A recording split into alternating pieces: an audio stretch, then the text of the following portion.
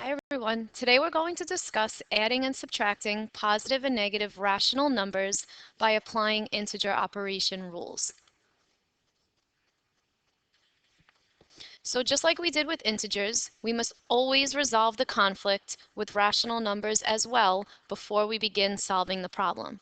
So if I look at this first one, -3/5 plus -2 1/4.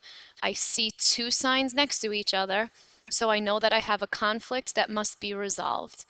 The plus sign tells me to keep the sign that comes after it. So if I rewrite this, -3/5, I keep -2 1/4. At this point, you can put that whole expression directly into your calculator, and your answer would be -2 17/20.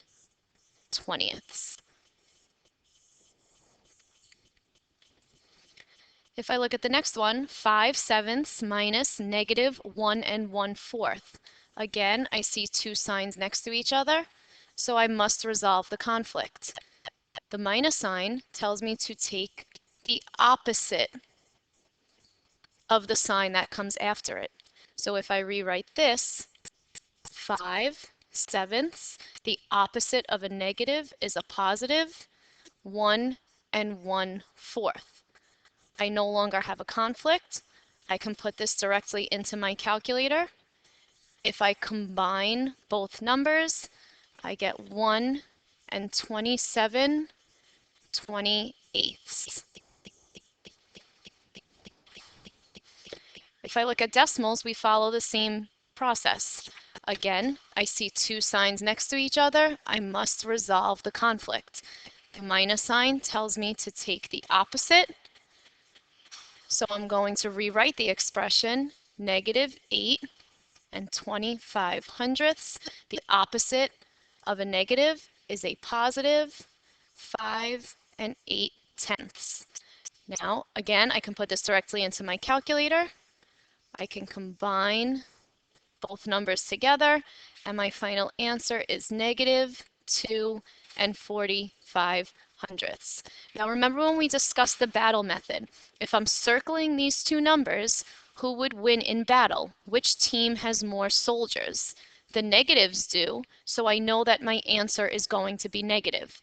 By how many more soldiers would they win by? 2 45/100. And that's how we get -2 45/100 as our answer. Two signs next to each other. I must resolve the conflict. The plus tells me to keep the sign that comes after it. 9 75/100. I keep that minus sign.